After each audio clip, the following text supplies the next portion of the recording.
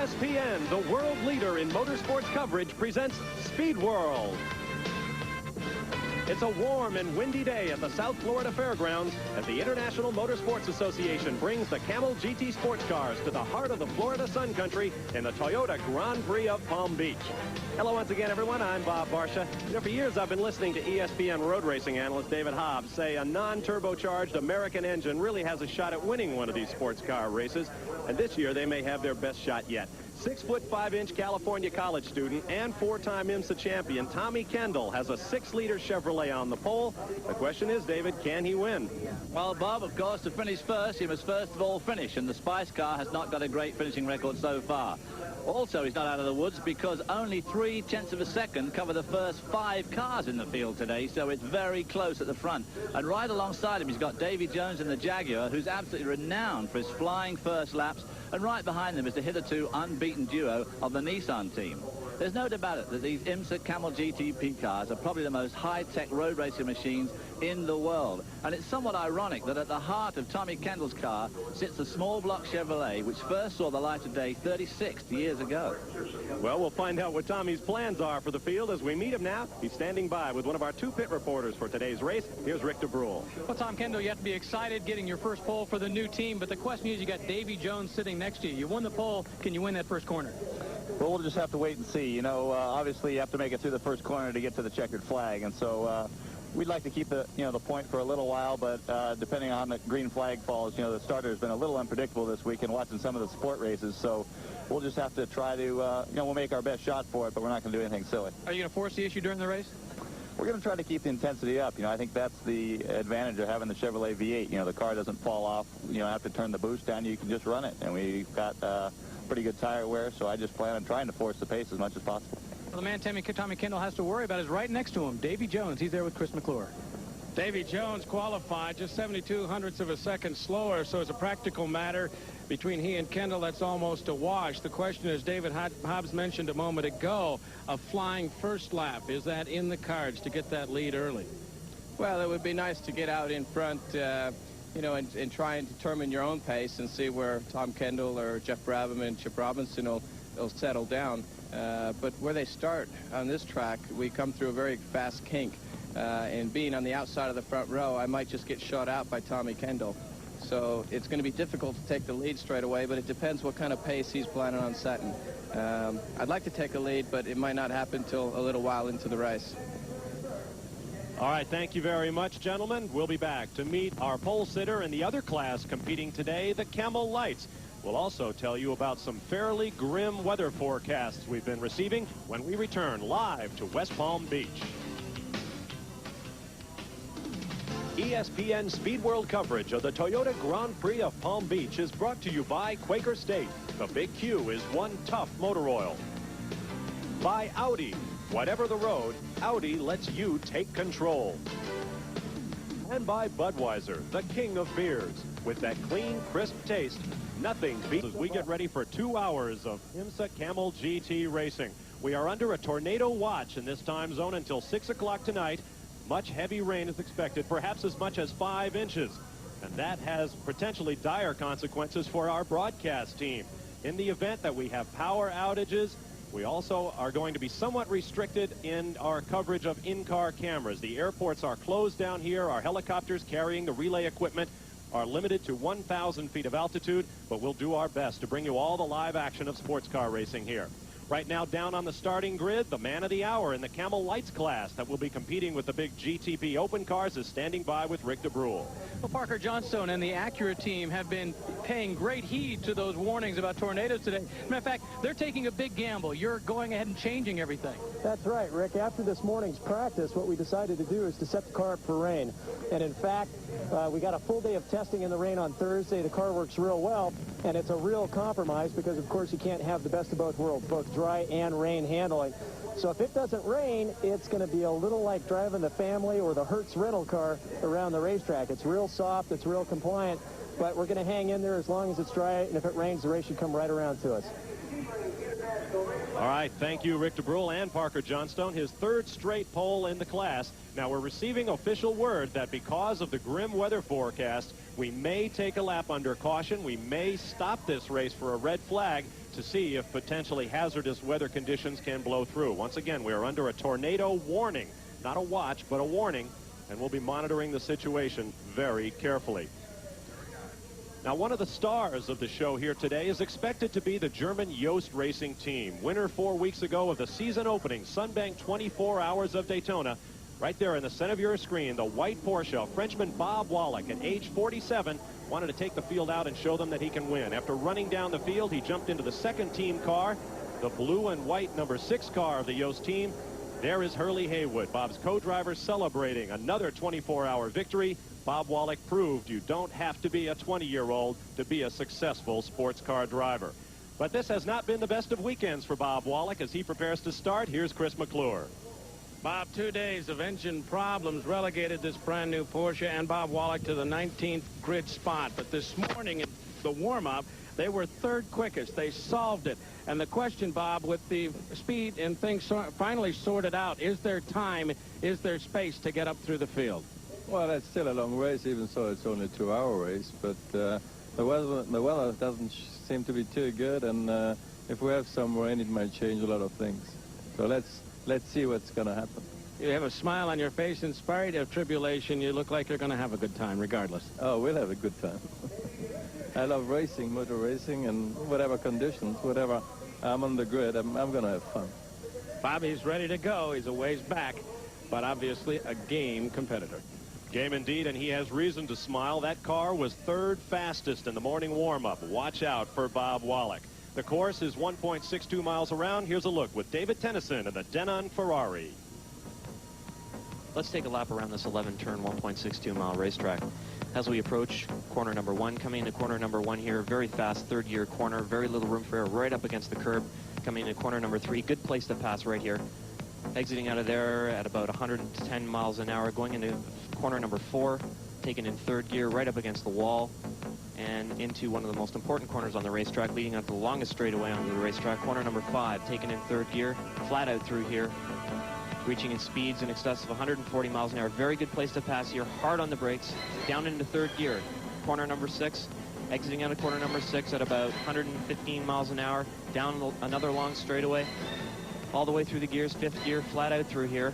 Very good place to pass as well here, going into a very dangerous corner, left-hander, flat out sweep, taken in 4th gear into a very critical corner, good place to pass here, down into 1st gear, bringing the car into the apex, unwinding the wheel here, hard on the gas, up through the gearbox, coming up into a very critical corner as well, good place to pass here up on the inside, letting the car out just a bit here, bringing it back in for this right-hand sweep, and then back across the start-finish line. And as you can tell, it is a very, very bumpy racetrack. We expect a lot of action. And once again, we have threatening weather conditions that may yet play a role in the running of the Toyota Grand Prix of Palm Beach. On the grid, Air Force Lieutenant General Forrest McCartney, the Grand Marshal for today's event and a past commander of the Kennedy Space Center, not far away at Cape Canaveral, has fired the engines. We prepare for the start of 2 hours of live Camel GT sports car racing here on ESPN. With that, let's take a look at the way our field will line up with a Sears Die Hard starting grid brought to you by the Die Hard battery, now with more power when you need it most. You have met our pole sitter, Tom Kendall, with that 6-liter Chevy on the pole. David said it was close. Listen to these times, 56.620 seconds. Next to him, the turbocharged Jaguar of Davy Jones, 56.692 seconds. Jeff Brabham is inside row 2, the 3-time defending champ, 56.888. Next to him, runner-up in the series the last 2 years, his Nissan teammate Chip Robinson, 56.923. On row 3, Jay Cochran in a Chevy-powered Spice Racer, 56.988 seconds.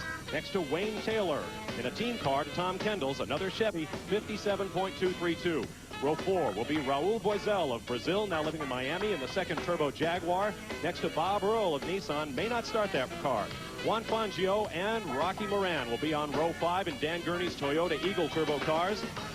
On row 6 will be Massimo Segala, opening up with the Daytona-winning Porsche 962 alongside Jim Adams in a Pontiac-powered Spice. On row 7, we will have Jeff Klein and Mike Brockman. Brockman to start, Klein to follow. David Tennyson in one of our Camel Lights cars. On row 8 will be Pierre Bardignon and his French countryman Patrick Petit in a Buick Spice Camel Lights car alongside Charles Morgan. The next row will be Sheehan and Davis in a Buick Spice from California alongside Bob Wollek. Watch for him to move up through the field. Bernd Schneider of Germany will co-drive. Tom Hessert and Costas Los will be in a Buick Kudzu Camel Lights machine. Brian Bonner and Scott Sharp in a Chevrolet-powered Spice GTP car. Derek Bell and John Paul Jr. alongside Almo Capetti and Gian-Piero Moretti on the 11th and final row of our starting grid. In fact, one of the reasons why those two cars are on the final row of the grid is they both had their times taken away from them yesterday afternoon. Their wings were deemed to be too high. That big wing across the back of the car was deemed to be too high for the regulations. They took the times away and put them on the back of the grid. Now, we've talked about the weather conditions, high winds, a tornado watch, heavy rain expected. The skies are cloudy right now. It's overcast, but it doesn't look terribly threatening, quite warm. Humidity has dropped a little bit. The winds gusting perhaps as high as 60 miles an hour, we are told, and thunderstorms very possible throughout the day. So this should be an action-packed 2 hours of racing. You are on board in the Denon Camel Lights machine of young Canadian David Tennyson. One of 3 onboard cameras we're expected to have during the course of the race today. This is the Camel Lights pole sitter, Parker Johnstone, his 3rd straight pole in class. Now, we expected to have a camera on board Jeff Brabham's Nissan as well, but Brabham switched chassis this morning. He is not allowed to do that if the car is numbered differently. He has to commit to 1 car number for points purposes. And one of the new rules in Camel GT racing this year, but they have renumbered one of their backup cars as the 83 machine, and they are allowing Jeff Brabham to start in his original starting place inside the 2nd row. There you see some of that paper blowing around already. In fact, Wayne Taylor's Intrepid Chevrolet engine car there scooped some up, put it into the front radiator scoop. Not the best way to start a race today. The wind is not going to blow these cars around too badly, but what it is going to do is blow a lot of the sand onto the racetrack. So every time these guys arrive at a corner, the racetrack surface will be different. There you see them all trying to put some heat in the tires, weaving backwards and forward. They go down that long 1,900-foot back straight. You notice that our camera was shaking a bit too. Keep in mind, we have very high winds today. These cameras are about 60 to 70 pounds. They can be very tough to hold in the wind. They take the green flag on the backstretch here because of the very wide turn 9 area. Here comes the green flag, we are told. Starter Jim Sidley waves it. We're underway. Davy Jones to the left of your screen looks for the early advantage, but Tom Kendall holds him off from the pole. Now Jones will have the inside line for the last 2 corners. Will he be able to squeak guy into the lead? Yes. Yes, Davy Jones, but it looks like Tom Kendall may take a shot back. There goes Raul Boisel in the number 3 Jaguar. It is Jones in the number 2 Jaguar, followed by Kendall, followed by Chip Robinson, who got the drop on the 3-time defending champion. Now, if you just watch Davy Jones, he is absolutely dynamite on these opening laps. He really is quite extraordinary.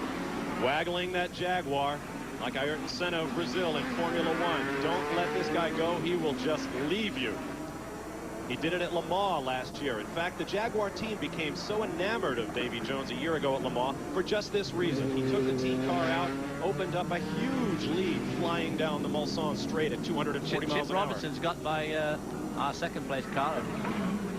84 in red, white, blue. That's Chip Robinson, the 87 series champion. Now back up on point with Davy Jones trying to open a lead, but look at him go. The 65 car in blue and white and yellow is Tommy Kendall, our pole sitter. It looks like that normally aspirated Chevy engine is giving up a little bit to the twin turbo cars in the early going. I wonder if they've got the boost turned up a little bit more like they would have for qualifying in the turbo cars. The 2 Jaguars are turbo, the 2 Nissans 84 and 83 are turbo, knowing full well that the weather is almost bound to close in. And if they can get into the lead and the weather is bad enough, there's a possibility the race could even be called. And it possibly is not a good idea to just wait around. And of course, with the normally aspirated engine in the Kendall car, in the number 65 car, he has no recourse to do that. The drivers, unlike, say, IndyCar racing, as you look at Chip Robinson, the drivers are not allowed to control the turbo boost while they're on the racetrack. If they want to adjust it up or down to get more or less power, they have to come into the pits to do it. This is a 2-hour sprint race, the first sprint format of the year. Wouldn't be a bit surprised if people are guessing a little bit on turbo boost settings. I mean, if Parker Johnson was prepared to set his car for a wet weather race, that's a pretty brave thing to do for the pole sitter of his class. I guess some of the other teams have certainly decided to run them a little bit higher on boost. There is Davy Jones on the number 2 red, white, and blue Bud Light Jaguar coming around to complete lap 2. Your order: Davy Jones, Chip Robinson, Tom Kendall, Jeff Brabham, and Jay Cochran in the top 5, followed by Wayne Taylor, Raul Boesel, Rocky Moran, Juan Fangio, and Massimo Segala in a Porsche 10 spot. Davy Jones hails originally from Cortland, New York, now lives out in Lake Tahoe, California. Coming out of the long back stretch, pulls away to try and drop Chip Robinson out of his draft into turn 6. 83 red, white, and blue. That is Jeff Brabham, the 3-time champion, coming up underneath the 65 of Tommy Kendall. Just squeaked by there. Now is Tommy Kendall going to be able to do the same thing to him on this secondary straight? As you can see, it's not all that straight. It ends up with these two very fast left-hand sweeps. Big crowd on hand here today at the South Florida Fairgrounds in West Palm Beach. This race has a reputation for producing great finishes. We'll have more on that later on. The 83 is Jeff Brabham, originally from Australia, son of Sir Jack Brabham, the 3-time Formula One world champion. Jeff is now a bit of a local hero. He lives just down the road in Lantana, Florida. There's a good look at Jeff. He and wife Rosina live just down the road. Rosina, a jet ski champion. Brabham circulates in 3rd position. It is Jaguar, Nissan, Nissan, Chevrolet, Chevrolet. The top 5 will be back for more live action from West Palm Beach after this. From Redmond, Oregon, a little bit of a twitch of the wheel there as he loses grip in his Acura Spice chassis. V6 Acura engine from Honda. A debutant on the IMSA Camel GT Series this year, and John Stone is getting the most out of it. He took the pole at Daytona 4 weeks ago by 7 seconds over the rest of the Camel Lights field and won by 75 miles. Well, he's nearly 2 seconds a lap quicker here. There you see the car from the outside as it sweeps through the turn 6 at the end of that straightaway. And in front of him, of course, are the 2 Spices of Mike Brockman and Jim Adams, both of Brian Bonner, both of which, of course, are much more powerful than the Camel Light car. Once more, a look through the windshield. This time, this is David Tennyson in the Denon Audio Ferrari-powered car, a Ferrari V8. And out of his windscreen, of course, you can see the Acura-powered car in front of him. This is the battle for first place in Camel Light. Parker Johnstone being chased by 21-year-old Canadian David Tennyson. Red light flashed there on the dashboard. Now, I wonder what that was. Could have been an oil pressure warning light. Definitely a warning. It would hardly likely be fueled at this stage of the game. Now, those are 2 of the older Spice chassis that just flashed through your screen, the blue cars. There you see David Tennyson and the number 19, Denon Ferrari Spice. Spice is the company in England that build these chassis. That company happens to be in receivership at the moment, but there is a Spice USA division that's doing quite well, thank you. These are the 2 blue cars I was talking about a moment ago, both from Tom Milner Racing. The number 5 car is Mike Brockman from California. The number 4, Brian Bonner, in his first season of GTP racing. We'll be seeing these cars throughout the year. They have Chevrolet V8 engines in them. Paul Newman, the actor/driver, takes an occasional turn in those cars. You're back up on point with the number 2 car. Now you're back to the number 9 Camel Lights machine. That is Tom Hessert. Here comes the overall leader, about to lap Hessert. This is Davy Jones, and look at the lead he has built up. Davy Jones stamping that trademark of his. I was on the front row with him in 1986 in his very first year of GTP racing, and he was on the pole and I was next to him. And even I, with 29 years of experience behind me, was pretty impressed by the way he took off on the first couple of laps. It's a 6-second lead over these 2 guys. The 84 of Chip Robinson with that little day-glow orange patch on his right front headlight cover. Behind him, his teammate, Jeff Brabham, 3 times the IMSA Camel GT champion, and each year getting stronger and stronger with this Nissan team. Here's another interval shot. That was Davy Jones in the white car going right out of your screen. Here comes Chip Robinson. They may be closing down that lead just a little bit.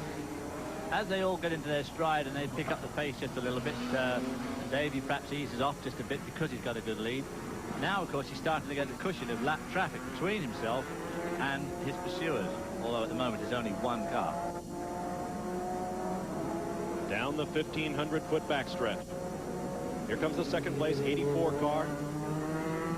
Chip Robinson hails from Oldwick, New Jersey, but he isn't spending much time there this winter. He has a 35-foot motor coach that he is driving to all the IMSA races this year. Chip says, I should have done it years ago. I don't have to worry about catching airplanes and so forth. I just meet people. He's taking a page out of John Madden's book.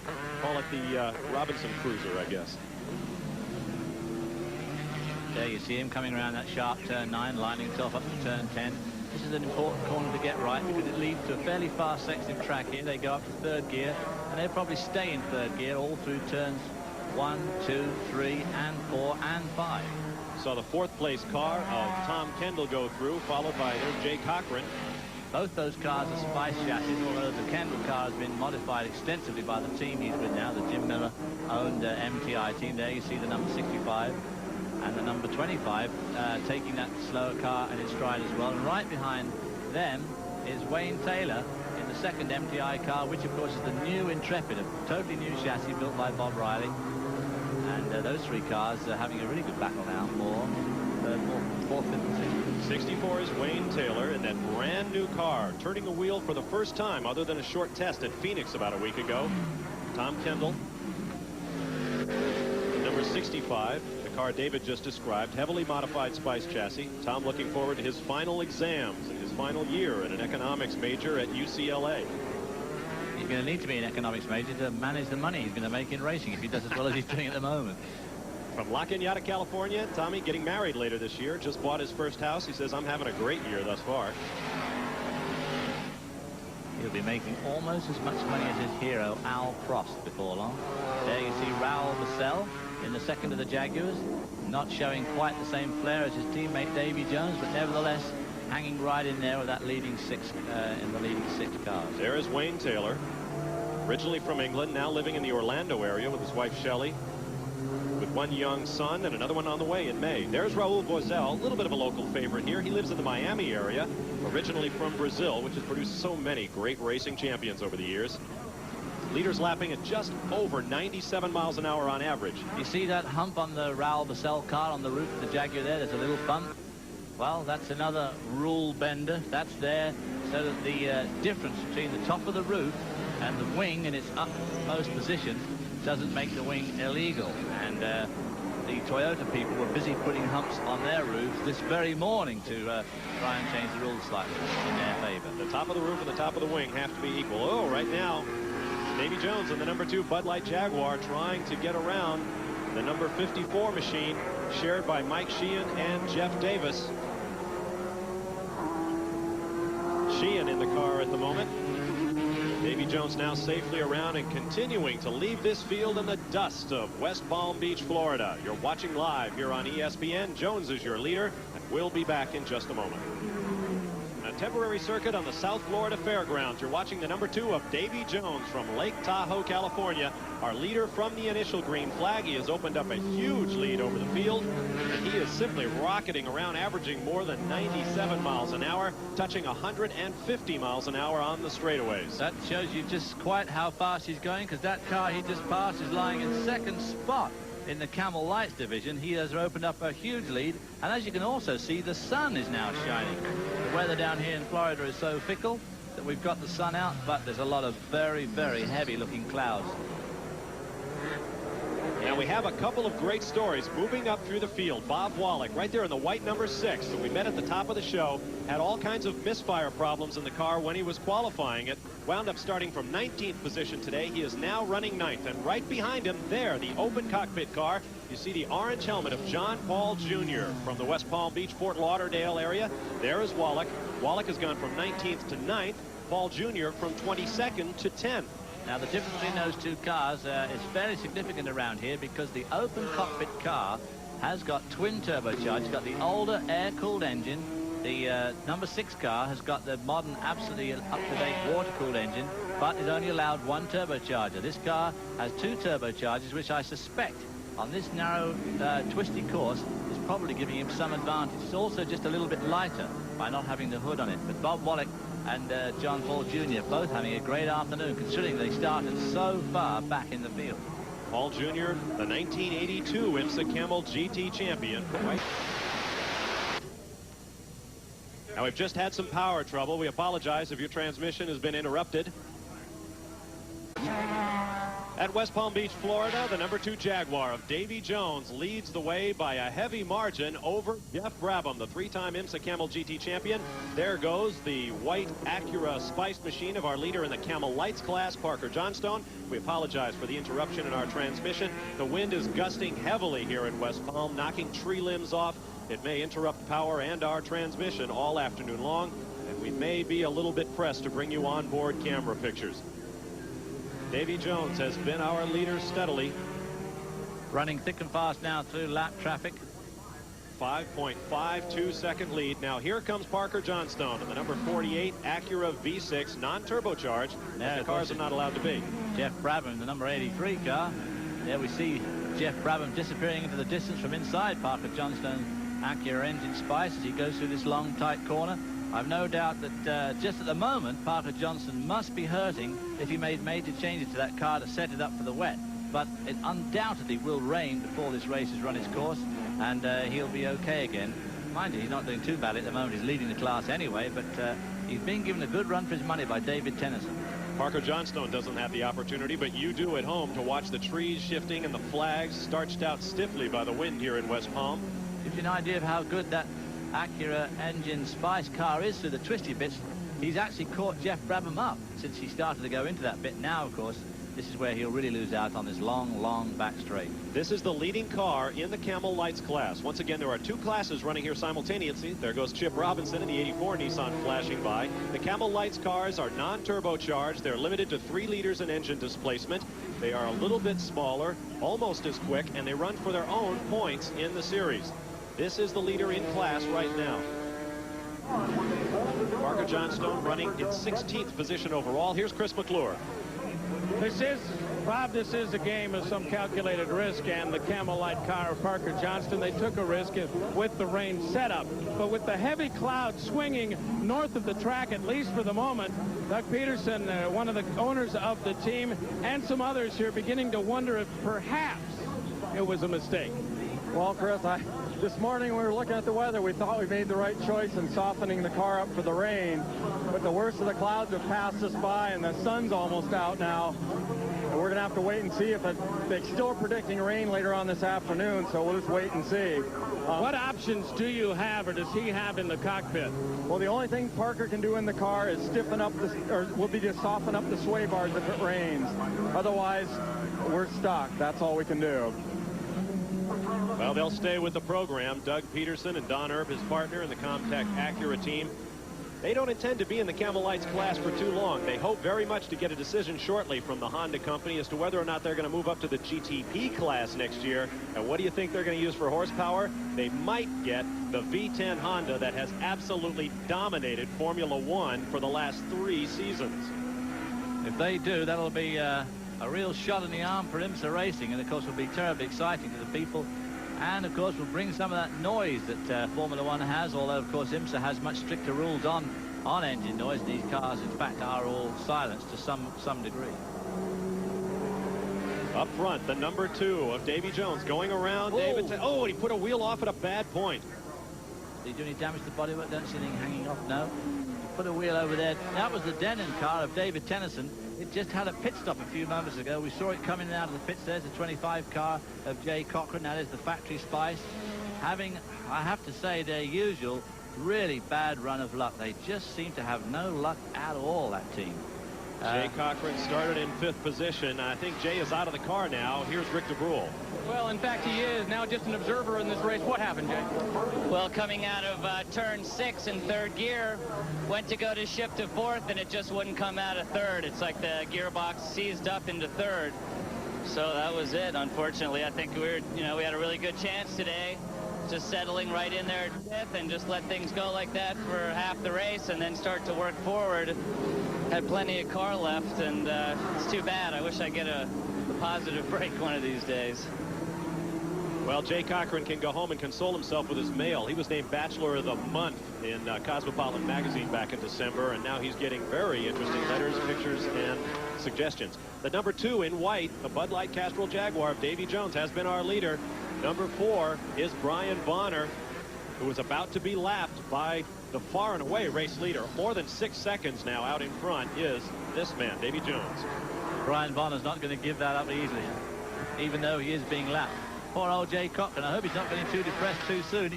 You wait till you've been doing it 30 years, lad, and those things keep going wrong. Then you will have your jaw on the floor. As you watch Davy Jones at work, we'll run down a little bit of the field. Jones is your leader, followed by Jeff Brabham in a Nissan. Nowhere to be seen in that camera shot. Chip Robinson runs third, followed by Tom Kendall fourth, Wayne Taylor fifth, Raul Boesel sixth in the second team Jaguar, followed by Juan Fangio in one of the Toyota turbos. Bob Wollek in the Porsche is now up to 8th after starting 19th. John Paul Jr. is 9th after starting 22nd. Massimo Segala in a Porsche is 10th. And Davy Jones is pulling out on this man, the 83 Nissan of Jeff Brabham. Davy Jones is still stretching that lead. It's up to 6.5 seconds now, up from just 5.5 seconds just a couple of 3 laps ago. So Davy Jones still running very strongly in this traffic. Now that the running order has stabilized a little bit, we'll take a quick timeout and return live to the Toyota Grand Prix of Palm Beach.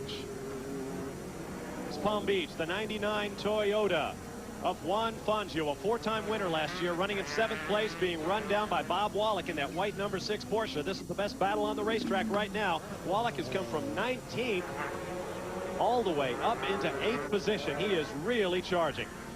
I think he's got a bit stuck behind the Toyota. He's been there for a couple of 3 laps now, but I have a feeling that if he can get round that Toyota, he's going to streak off into the distance. As we heard, he was 3rd fastest in Warren this morning. There's Juan Manuel Fangio the second. Nephew of the great Juan Manuel Fangio, who was 5-time world champion in Formula 1 many, many years ago.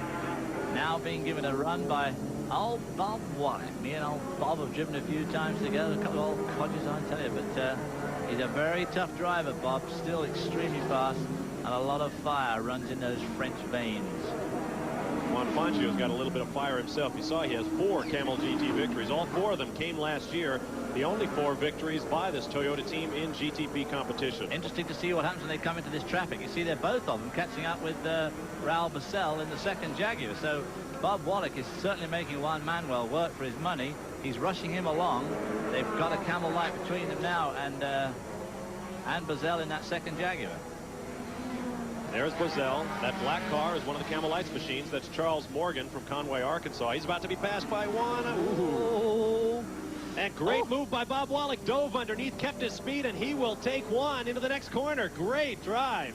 That's the sort of thing that makes Bob Wollek the driver he is. I mean, he's 47 years old, but boy, he doesn't drive like one, does he? He just is a real strategist, and he just takes those opportunities when they come. It'll be interesting to see now if he can run down Raul Boesel in the potentially much quicker Jaguar. Boy, you saw Bob Wollek at the top of our show speaking with Chris McClure with a big grin on his face. He knew something. He was 3rd fastest in the warm-up, and he is an Ironman. He's a former member of the French national ski team, stays in great physical condition. He can go 2 hours in this heat. And of course, as he said at the top of the show, the key really is that he enjoys racing. He loves racing. We are working lap number 26. Are our leaders, 11 cars on the lead lap. You're on board with David Tennyson and the Denon Audio Ferrari Spice. Let's listen to the sound of this V8 Ferrari.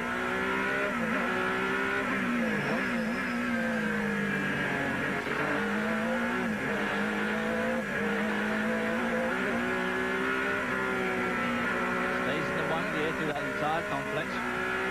Probably stay in 3rd up here as well.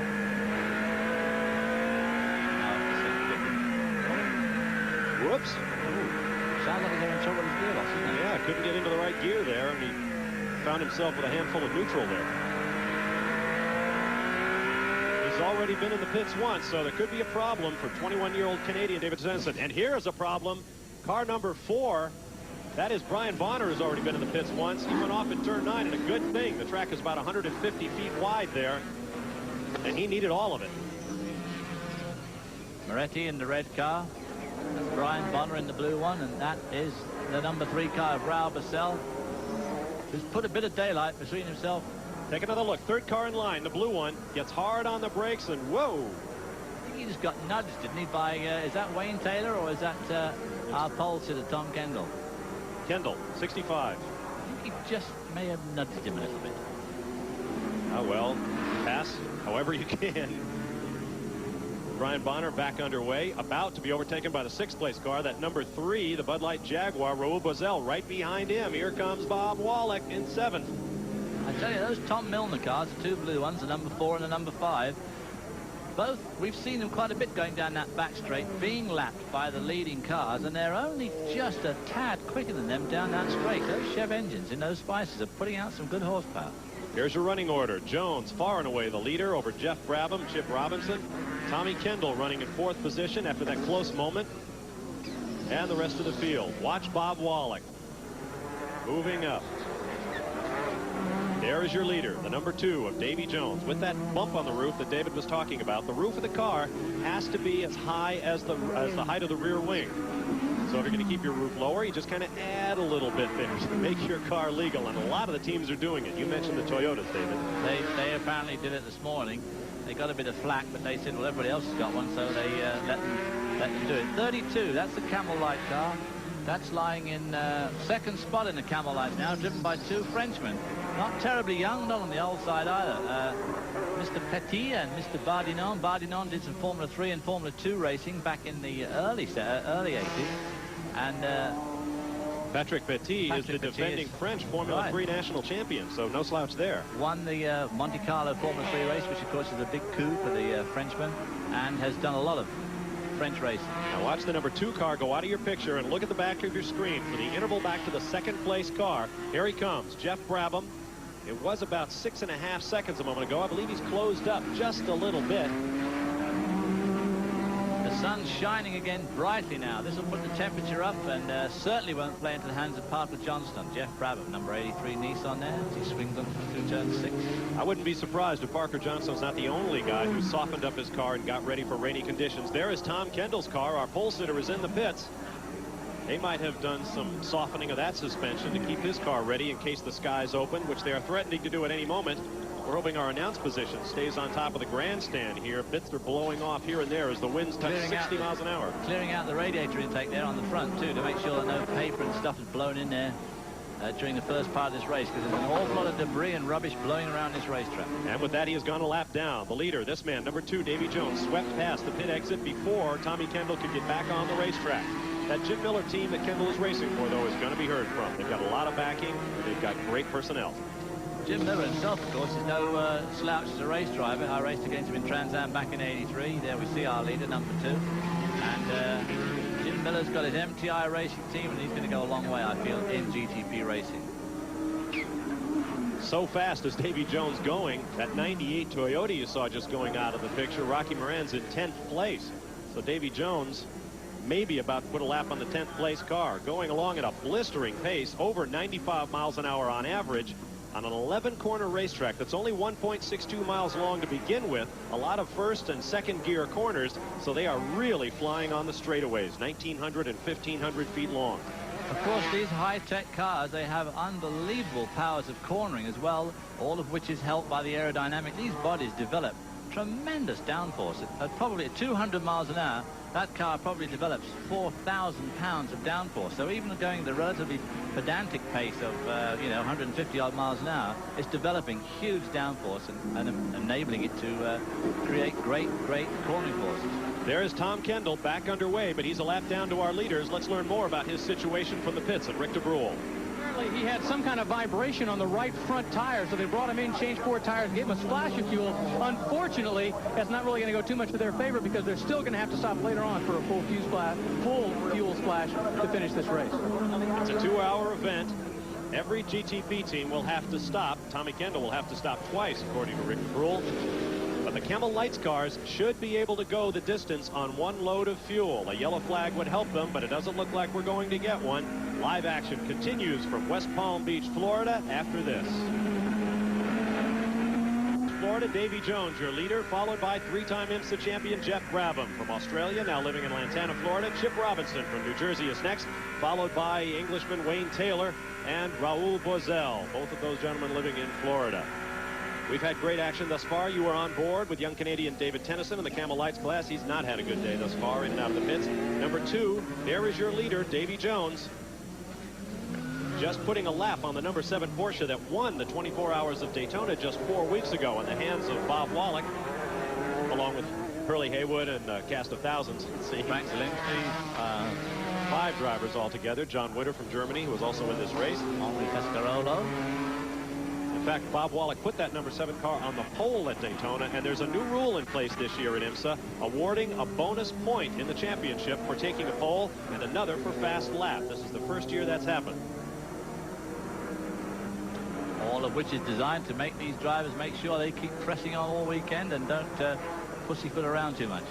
Now, while we were away in commercial, this man, Patrick Bardinon of France, had quite a moment. We'll give you another look. It happened while we were away. Watch as he comes through this very fast turn with all of the wheels making stripes, and he was very lucky not to touch the concrete. Whoa! Well, then he wasn't so lucky he did touch the concrete, Boy, but only just. But only just, which is even luckier still. Boy, that was lucky. It just tweaked the end of the wing, isn't it? Yeah, there he is, left side of the wing. The end plate is twisted. That won't be helping then. Well, that beats packing it in hard, I suppose. Welcome to IMSA Racing. First race for both Patrick Bardignon and his teammate Pierre Petit. There's the newspaper on the racetrack. Bright sunshine, 85 degrees, and we could have a tornado at any minute. We're getting a report that tyre wear is a bit of a problem in this race, which I don't think anybody was expecting. It's not the sort of racetrack that causes tyre wear normally, but a lot of the cars that come into the pits have changed tyres. We also heard that the reason that Tommy Kendall changed his tyres was because they were flat spotted, which would cause vibration. That's a typical driver comment. I've got a vibration. He fails to admit he mentioned the fact that he flat spotted all 4 tyres. There is Jeff Brabham in the 83 Nissan running in second place right now. Davy Jones is out of sight, and that's the way he won the Portland round of this race last year. There's Chip Robinson spending his time driving to all the races this year in a motor coach with his Nissan Pathfinder 4-wheel drive right behind. And right behind him is Wayne Taylor in the new Intrepid with the normally aspirated Chevrolet engine. This is the first time that car has raced. Bob Riley designed. Bob Riley has been around the American racing team for many, many years, and giving Chip Robinson a pretty hard time. Bob Riley, in fact, designed the last 8 SCCA Trans Am sedan winners. He made his name, I would think, with Jack Roush, the best sedan road racing team in the United States. He's a frequent visitor to Indianapolis pit lanes over the years. This is a totally new car, totally carbon fiber, and it has one unique feature you won't find on any other racing prototype sports car: power steering. That's my kind of race car. Yeah, Bob Riley did some work with A.J. Foyt at Indianapolis back many, many years ago. There's the 98 car about to be lapped by both these two Nissans. That's Rocky Moran in the Toyota, obviously not having a very good run today. 84, Chip Robinson, right there in close attendance. The 64 of Wayne Taylor. Those are supposed to be customer cars. Jim Miller and his team plan to build those for anybody who wants to buy one. If you want to know what they cost, don't ask. And Wayne Taylor looking at, is he going to put the old coupe de grace on? Yes, he does Robinson. Too. But Chip Robinson comes back on the inside. Normally aspirated 6-liter Chevy against twin-turbo V6 Nissan, and it looks like Wayne Taylor has really got that car working. Nice move there, very nice pass, and it was a clean pass. Chip came back, but made no silly moves, and it'll be interesting to see how much Wayne Taylor can pull out. He puts a lap down on the Rocky Moran twin turbocharged Toyota. That's not a twin turbo. That is a very small engine, of course. That Toyota has that very small 4-cylinder engine. Coming around Rocky Moran, Chip Robinson right there with Wayne Taylor. If there's a problem with the video that you're seeing, it's because of our weather conditions here at West Palm. As you take a look at Wayne Taylor, we have vicious winds that are playing havoc with our power lines. If for some reason we need to get away, we'll get back to you as quickly as we can. In fact, the winds are so strong, the crews are reporting from the pit lane. They're having trouble holding up their signaling boards. They're working as sails down there. Chip Robinson way outside on that line. Well, Chip Robinson took a very good line to the previous corner, that left-hand turn 9, and thought he was going to get along the inside of Wayne Taylor, but it didn't quite work off. But I guess Wayne Taylor has really spurred him on by getting around him, and he's determined not to give up without a struggle. There you see those skid marks right in the middle of the road for Patrick Bardinon. Extremely lucky boy, I would say. The Miller team says that they need separate cars for Wayne Taylor and Tom Kendall. You're not kidding. Tom Kendall is about 6'5". Wayne Taylor's about 5'6". So right either that, or they had to bring an air mattress to put in the driver's seat for Wayne. Definitely more than the cushion required. There's Bob Wollek. Nope. No, that's not Bob Wollek. That's Bernd Schneider. Bob Wollek, we thought was the Iron Man. Bob Wollek came into the pits. They changed something on the car, and they also changed drivers, and that's Bernd Schneider. Bernd Schneider will be familiar to ESPN viewers, of course. The last 3 years, he's been in Formula 1. He doesn't have a Formula 1 ride set up for this year, although no doubt he will be at Phoenix next week. In fact, I talked with the Porsche people here at West Fairgrounds in West Palm Beach, Florida. Davy Jones is our leader, followed by Jeff Brabham, making his way slowly into the clutches of teammate Chip Robinson, who has passed Wayne Taylor into 4th position. Raul Boesel holding down 5th. Jaguars running 1st and 5th. Nissan 2nd and 3rd. And that all-new Chevy Intrepid right there in the middle. There is Davy Jones, looking ahead to his marriage coming up September 7th down in Houston, Texas. Be a big year for old Davies coming up. Now there, that 48 Acura Spice is the leader in the Camel Lights class. The downsized, somewhat less powerful prototypes running their own race within a race here at West Palm. You're on board with Parker. Whoa, he's going to take a shot at Davy.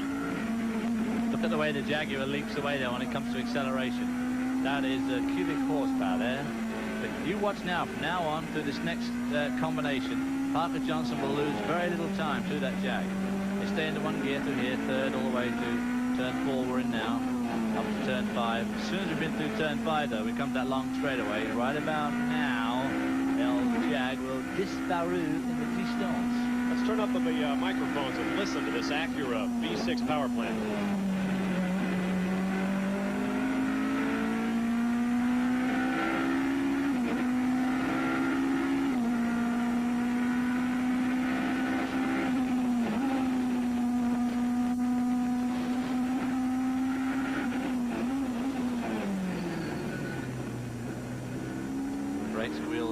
Interesting to note, that's about the only place he's not hard on the gas. I thought he'd be lifting through all of those corners, but he just stays right in it. Well, he went down a gear, didn't he? Just as a bit of a lose a bit of speed without, but probably braked very, very little. Just took a lifted off, took a slightly lower gear. Parker Johnstone is right up there in a contest for steady camera shots with our cameraman here. You can see that black sky in the background. We are fighting very, very, very serious weather conditions here at West Palm. We have lost communication with our pit cameras. Winds are blowing at about 50 to 60 miles an hour. We are still under a tornado watch. We're going to continue with this race. Don't let all that sunlight fool you. It is rough here in West Palm. We'll pick up the battle now for 3rd place. Chip Robinson and Wayne Taylor. There is Parker Johnstone continuing to lead that class. There is the first of the 2 Nissans. The 83 is Jeff Brabham, 2nd overall. Here comes the 84 of Chip Robinson, who has been exchanging 3rd place with the 64 machine of Wayne Taylor on a regular basis. They got caught in some traffic just a few laps back because Wayne Taylor had got round Chip Robinson. They got caught in some bad traffic, and it just went the wrong way for Wayne Taylor, and he lost the place back to Chip Robinson. But he's hanging right on there, and both of them are catching up with the team leader, really, Jeff Brabham. And right behind them now, as you can see in the other white car, is Bernd Schneider in the Porsche number 6.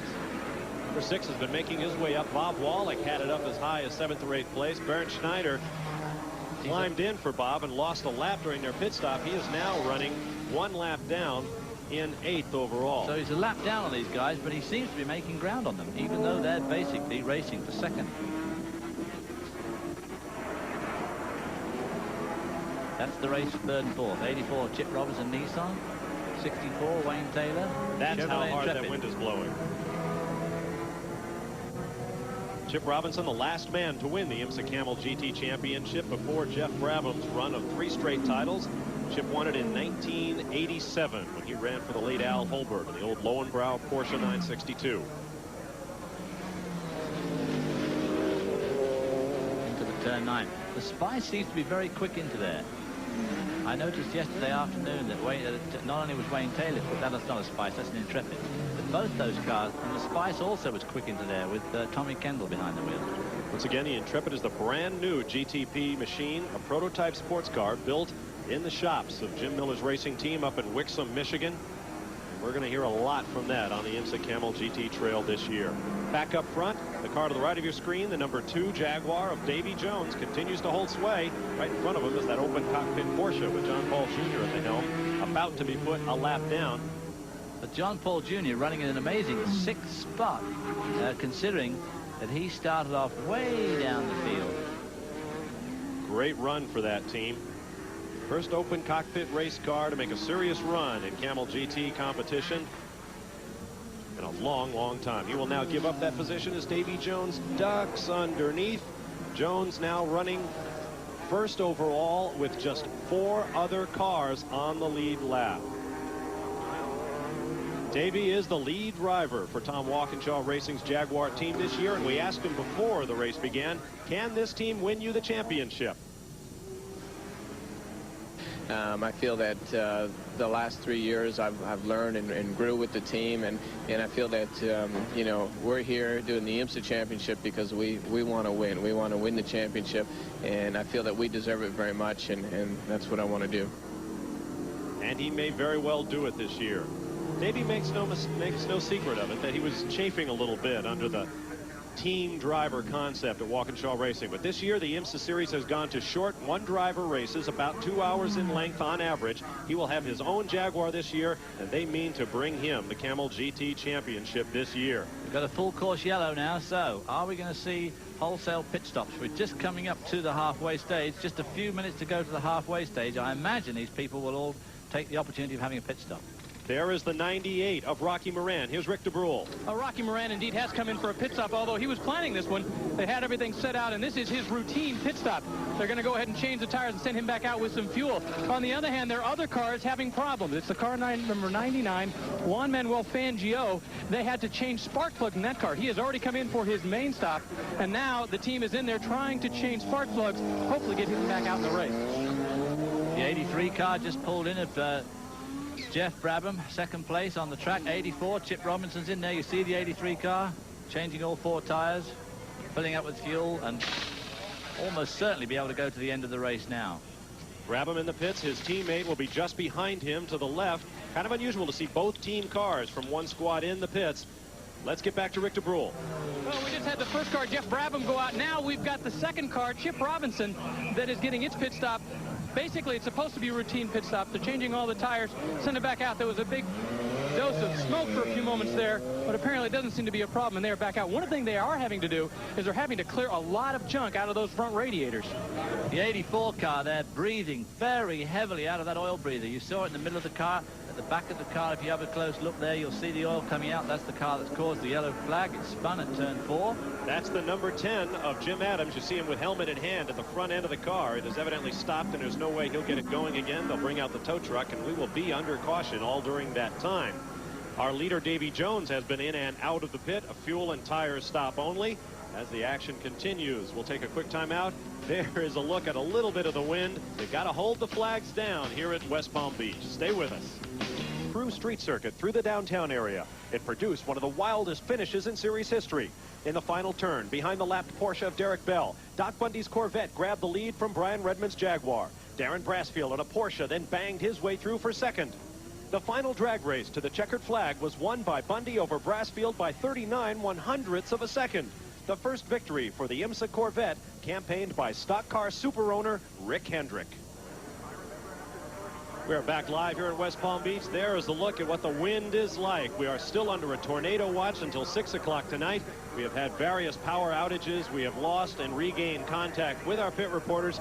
We apologize for a little bit of a ragged edge in our coverage of the Toyota Grand Prix of Palm Beach, but Mother Nature just isn't giving us a break here today. There you see the field behind the pace car. We had a spin and crash by the number 10 of Jim Adams from California. That has brought out a full course caution. We've had wholesale pit stops, and we can probably anticipate that the field will be able to go to the rest of the distance to the checkered flag without another stop for fuel. I'd like to give you a look at a little bit of the festivities surrounding this event. There is a poster, a commemorative poster produced by Georgia artist Lee Self, commemorating that last victory by a Chevrolet power plant way back in 1986 at this race. Doc Bundy and Cyril Vandermerve drove that car. They had a turbo engine in it at one time. They had a big V8 in it. Rick Hendrick was a big mover here at IMSA Camel GT Racing. I did the original testing in that car at Road Atlanta, and it had the V6 turbo engine in it, the Chevrolet V6 turbo. And it had, in those days, with no turbo restrictions and that sort of thing, I mean, it had serious horsepower. You could spin the wheels almost anywhere. It's been a wild day here at West Palm. You're on board with Canadian David Tennyson and the Denon Audio Ferrari Spice. Let me correct myself. Lee Self, that artist, is not from Georgia. I believe he might be from Indiana, but I see him a lot down there. The field continues under caution. Cars going in and out of the pits. getting set for a dash to the checkered flag. It's a 2-hour timed event, so we won't know exactly which lap the race will end on. When we reach the 2-hour mark, the checkered flag will fly. We are working lap number 55 on the racetrack. There you see the 66 Porsche, which is now being driven by Derek Bell, 2-time world sports car champion. He's taken over from John Paul Jr. And he must say that John Paul Jr. had much more of the practice in that car, so it'll be interesting to see how Derek stands up in the race this afternoon. It is charging through the field. It started 22nd. It is now 8th. Of course, the Camel GT is a series that puts a premium on technology and innovation. Let's take a closer look at a team that has literally raised the roof in its search for success. Through most of the 1980s, Porsche ruled IMSA's Camel GT series, winning 90 of 125 races. But since 1988, Porsche has fallen on hard times, winning just 6 of 43 events and fighting ugly rumors of obsolescence. Enter admitted Porscheophile Kevin Jeanette and his idea for a new Porsche race car, built to take advantage of rules allowing open cockpit machines to run at a lighter weight. Well, the main inspiration was IMSA changed the rules, and I think they changed it for the better to kind of help the series and the crowds to be able to see the guys back in the cars. It pretty much inspired us because we planned on building a new GTP-type Porsche, that we would build an open car, be the first one to do it, and maybe get a lot of good PR for that one reason. Jeanette freely admits that while his design is based on the classic topless Porsches of the past, the project has no formal factory ties. He built his car out of his own pocket and sums up the first test of his offspring in a single word. Well, I'm real optimistic. The car basically in the first test did everything we hoped it would and then a little more. The Gunner Porsche, named for Jeanette's restoration business, made a brief debut at last month's Sunbank 24 Hours of Daytona, driven by former world champion Derek Bell, who handled the original open Porsches 10 years ago. It's a lovely feeling of sort of having that fresh air flowing around you, and I don't know, I think it's good for the public. They can see the driver working behind the wheel of the car. But I feel slightly claustrophobic in an enclosed car.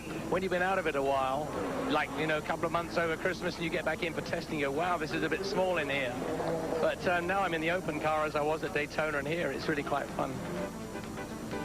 It is a great innovation. There you see the car on the racetrack in the hands of the self-same Derek Bell, recovering from a cold picked up over the last week. If you wondered what all those marks were over the car and our pictures of the car, when it came off the track at the Daytona 24 Hours, it was taken to the infield where the flags that you see there, the American and British flags, were taken off the car. The car was signed by fans at the racetrack, and B.F. Goodrich donated money for every signature to the cause of our forces over in Operation Desert Storm. It's a great addition to the series, and we wish them a lot of luck this year. Now, there you see the number 6 machine. Bob Wollek started that car 19th, took it up into the top 10, then handed over to young German Bernd Schneider, presently shown in 6th position on the racetrack. Wollek is out of the car, and he's standing by in the pits now. Bob, we're with Bob Wollek, and we're about to initiate a conversation with Bob. He had given up his seat to Bernd Schneider a bit ago, and then they came over and said, strap up. They're going to bring the car in and switch back. But Bob Wollek, now we have a chance. First of all, you did give up the seat. What prompted the decision? Well, I had a flat tire, and I was tired, so there was no point for me to stay in the car. As I had to come in anyway for tires, I came in and we had a driver change. But I think now it's a little bit fucked up, I'd say. So Bob Wollek, he thought just a moment ago that the car was coming in and he'd take the seat back from Bernd Schneider. We'll just have to wait and see. Bob Wollek using his native French there to full effect. He feels that he should be back in the car. He was a bit worried about it. Daytona, I had spent some time with Bob at the hotel there when he was up there, of course, to do the IROC. He's the first Frenchman to do IROC. And he was saying that he was just a bit worried that he's out of racing trim and wasn't sure whether he'd be able to do the full 2 hours here. And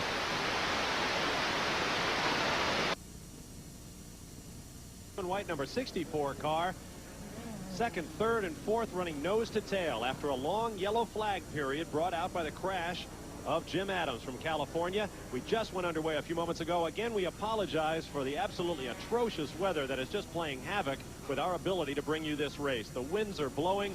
We expect rain at any moment. We may get a tornado. Our power sources have been unreliable at best.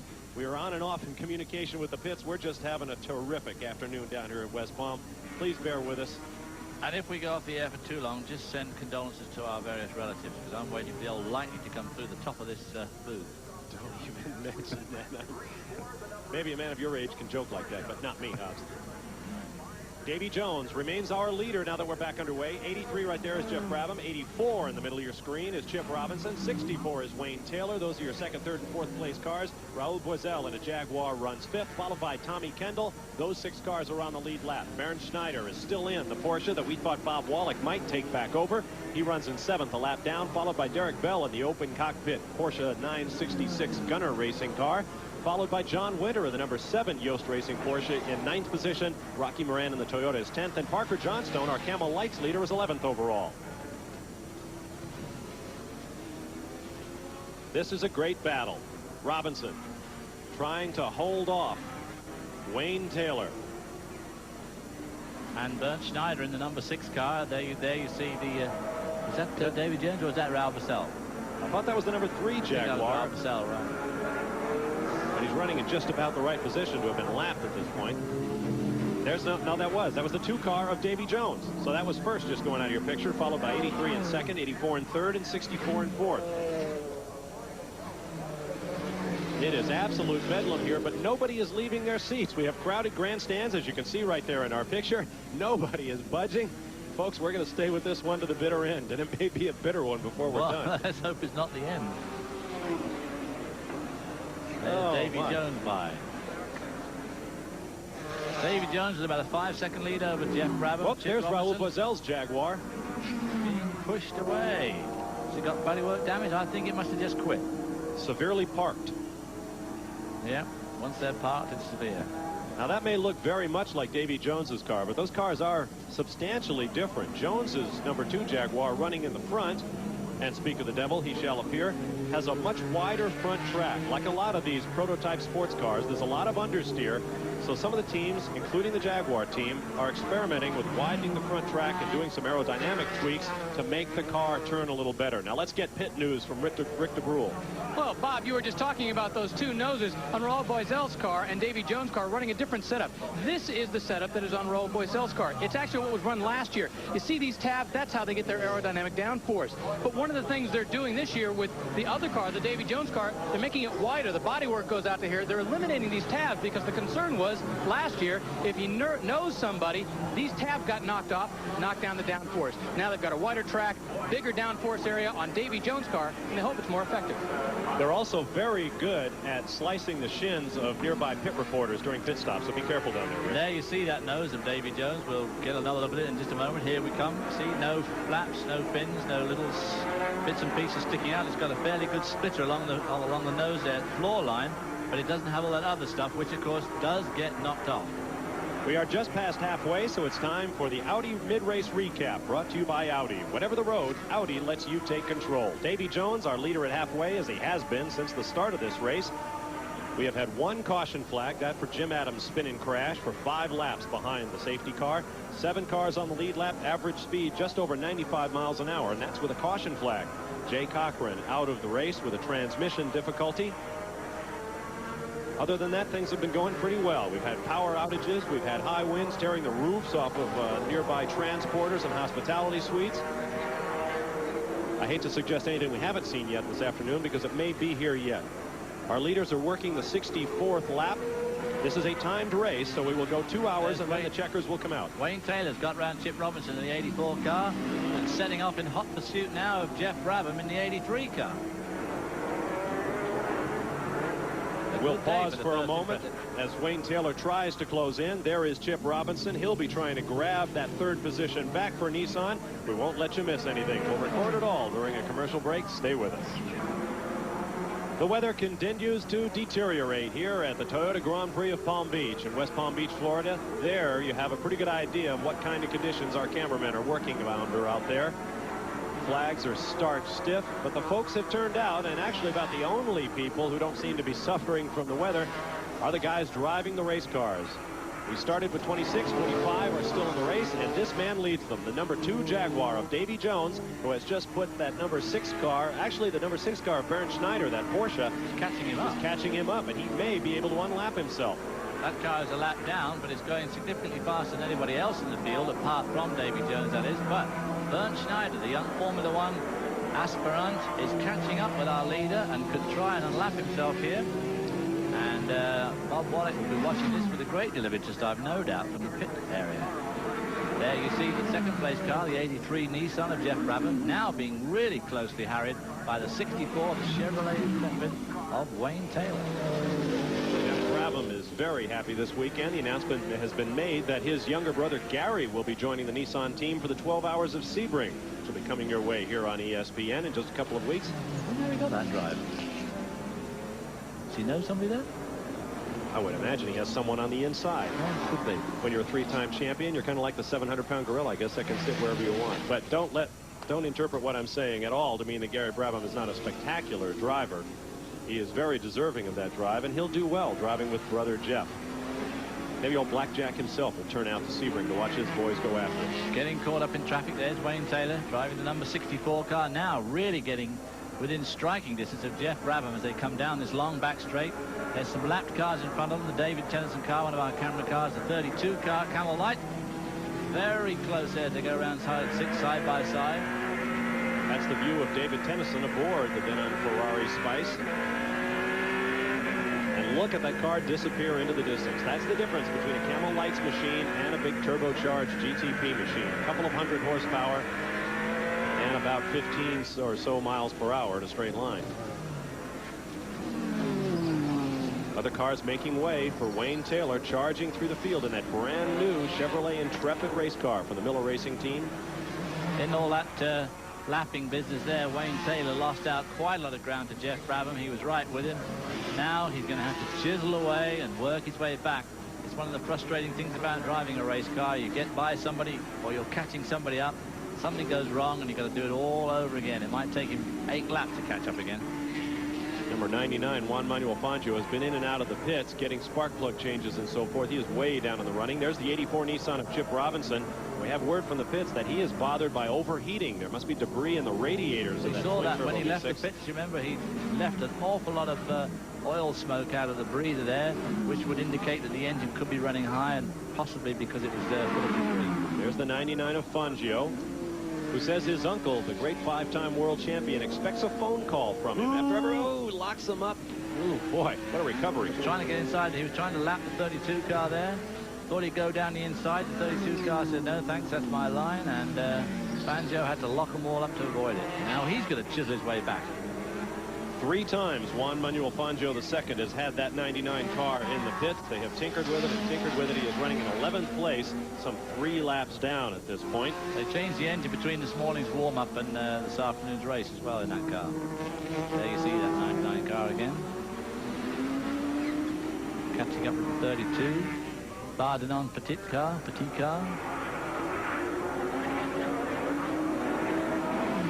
There's your leader, Davy Jones, making his way around. Let's reset the field after that run of pit stops. It is Jones first in this machine, followed by Jeff Brabham in the 83 Nissan. Wayne Taylor is third, Chip Robinson fourth in that overheating Nissan. Fifth is Tom Kendall. Sixth is Derek Bell, 1 lap down, followed by Rocky Moran in the Toyota. John Winter in the number 7 Porsche, the Daytona winner, followed by his teammate Bernd Schneider in the number 6 Porsche, which we now hear is overheating. 3 laps down is our Camel Lights leader, Parker Johnstone, in the Acura Spice, followed by Juan Fangio, whom we saw a moment ago in the Toyota. Charles Morgan in the Camel Lights Buick, followed by David Tennyson and Patrick Bardignon of France, both of them in Camel Lights machines. Jean-Pierre Moretti has a GTP Porsche in 15th, followed by Mike Sheehan, Brian Bonner, Jeff Klein, Jim Adams. Well, Adams is out of the race, so we have Raoul Boesel moving up in the 19th position, followed by Tom Hessert in 20th. Here comes Chip Robinson in the 84 red, white, blue machine. Here's Charles Morgan in the Camel Lights car, a black one. There's the 99 of Fangio. Spectacular flame display the Toyotas make on the gear shifts and on the overrun. Fuel pumps through the turbochargers and leaves a pretty impressive looking display of flame. Juan Fangio also lives here in South Florida. A lot of the drivers have a short drive to this racetrack at the South Florida Fairgrounds, and even sleep in their own beds at night. Davy Jones is your leader, and we'll be right back. Track Facts are brought to you by Quaker State. The Big Q is one tough motor oil. There aren't many parts you can trade between a GTP car and an Indy car, but in the case of the new Chevy Intrepid, there is one key component, and that's this thing right here, the dashboard. This is identical to the one, for example, that you'll find in Al Unser Jr.'s Indy car, made by Pi Engineering. It's a digital dashboard that normally will just read out RPM, but by using this toggle switch, the driver can also control whether it reads out oil pressure, oil temperature, water temperature, and just to show you that it is the exact same unit that's in the Indy car, it still has a boost reading, even though this car isn't turbocharged. Thank you, Rick DeBrule. In fact, Chevrolet, that's part of the support of that Intrepid team from Miller Racing. That's a Chevy Pi engineered system. They also have an engine management system off the Chevy IndyCar engine that has won so many races and dominated the CART PPG IndyCar World Series the last couple of years. There you see the number 48 Acura Spice, Parker Johnstone, being passed up by Chip Robinson. But Johnstone is a race leader. He is leading the Camel Lights class. No less high-tech, although a little bit smaller, a little bit lighter, less powerful, and just a tad slower than their big GTP brothers. We'll set the we'll set the Camel Lights field for you. It is Johnstone leading Charles Morgan in a Buick-powered Kudzu chassis built in the shops of Jim Downing in Atlanta, Georgia. David Tennyson with our Denon Ferrari onboard camera runs third place in his class, followed by Patrick Vardignon in another Buick Spice. Tom Sheehan and Mike Davies running in another Buick Spice machine. And Tom Hessert in a Buick that has another connection with IndyCar racing. He has the short deck, as they call it, Buick stock block IndyCar engine without a turbocharger. So lots of battling going on in that Camel Lights class. But this car, the Acura engine Spice, seems to have got that class by the scruff of the neck. Well, that is not this car. This is Charles Morgan in a Buick-powered Kudzu. For those of you not familiar with the southern United States, a Kudzu is a plant, like a vine, that grows down in Georgia. Jim Downing's father actually had something to do with importing that weed into the United States for use as forage material for animals. He's decided to call his race car a Kudzu. And now it grows all over the sun. Don't be surprised if you hear the name Kudzu in connection with a GTP project in the future for Mazda. They are in GTO racing on the IMSA Trail right now, but they say they are going to have a GTP car before too very long. You see the running order as the race stands at this point. Several cars out of the race as Charles Morgan makes his way around. Now we are on board with David Tennyson running third in class, 12th overall in the Denon Audio Ferrari Spice. Crosses the stripe into turn one, up to third, and probably stay there through this complex, down to turn four.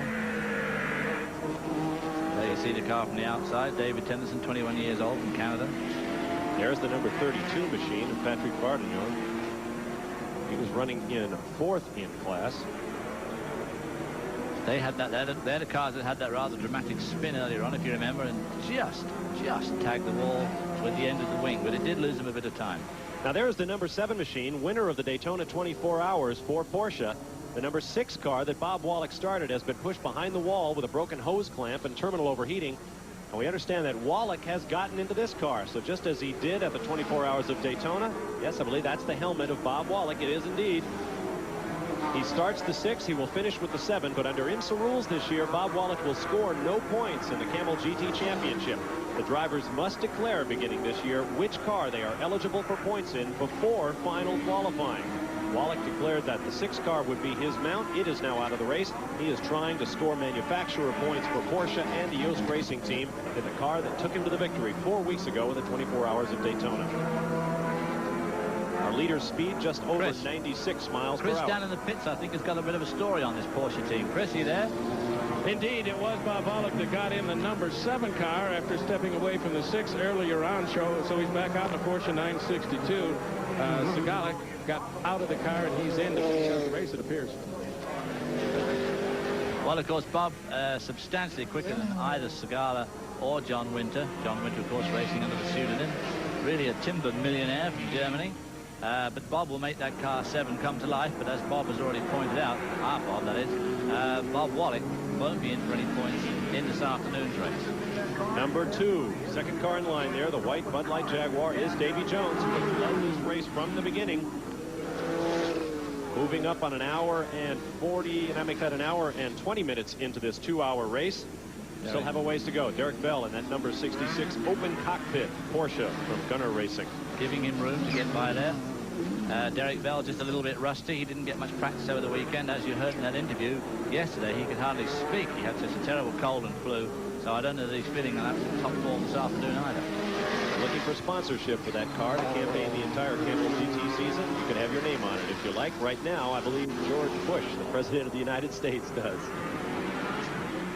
Davy Jones is your leader as we continue to circulate around the 1.62 mile South Florida Fairgrounds temporary racing circuit. We'll be right back. 7 more than lived up to the race's reputation for electrifying finishes.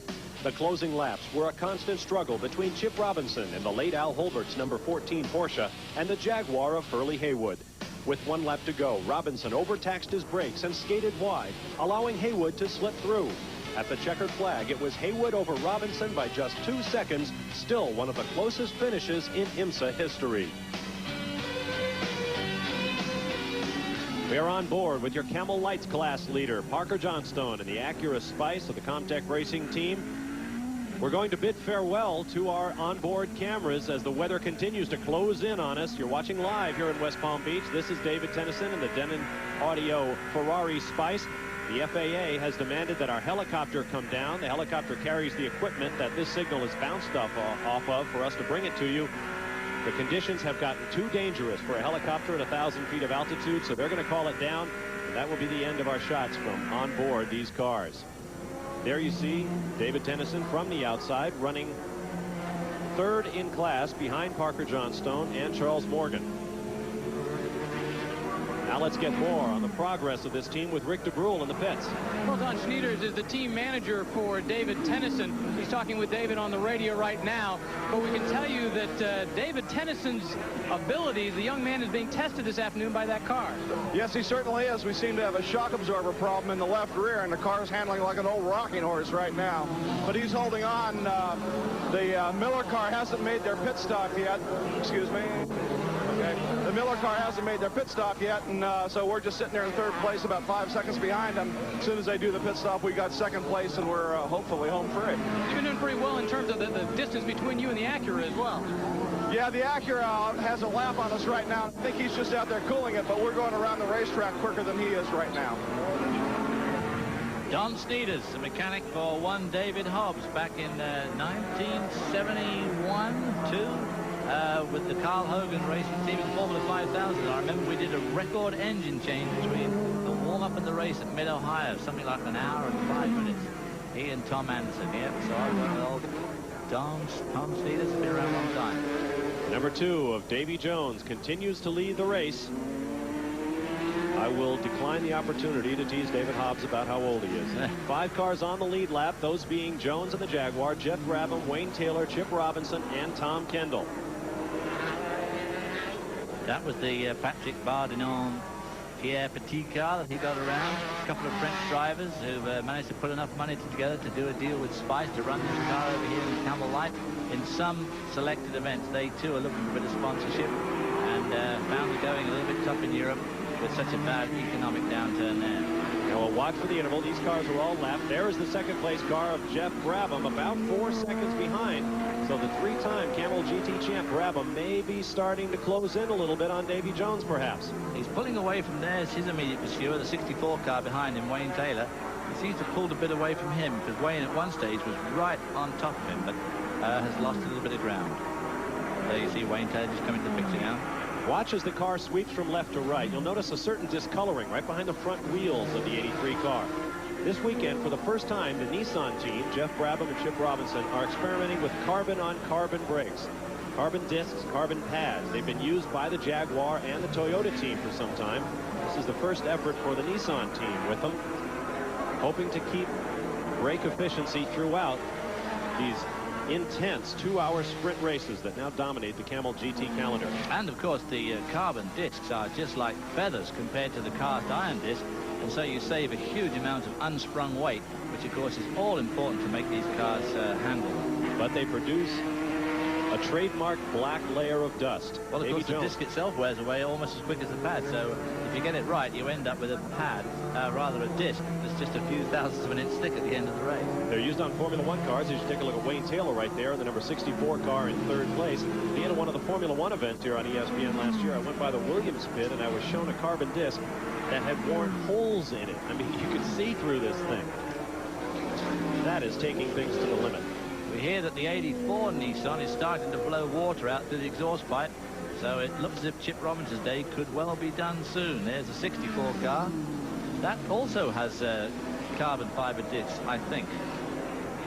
The ultimate in high tech, a completely carbon fiber monocoque as well. The first time that's been seen in sports car racing here in the Campbell GT season. Almost clipped that apex. Wayne Taylor's been driving very strongly this afternoon. It's hot. These guys, it's a very tiring racetrack. There's not a lot of gear shifting, but it's bumpy, as you can see, and that really does knock the stuffing out of you as the afternoon progresses. There's the 84 of Chip Robinson with a little puff of smoke. We'll watch him as he goes away from us and see if we can spot anything under the tail of that car. Leaders are working lap 86 while we watch Chip Robinson circulate. Let's hear from Chris McClure in the pits. Bob, we had heard earlier on, maybe 20 minutes ago, that Chip Robinson was having overheating problems. We checked with the crew, and they said, no, he lost a little fluid, not a big problem. Now, as David Hobbs had heard, we'd heard also that he was losing some fluid, perhaps through the exhaust.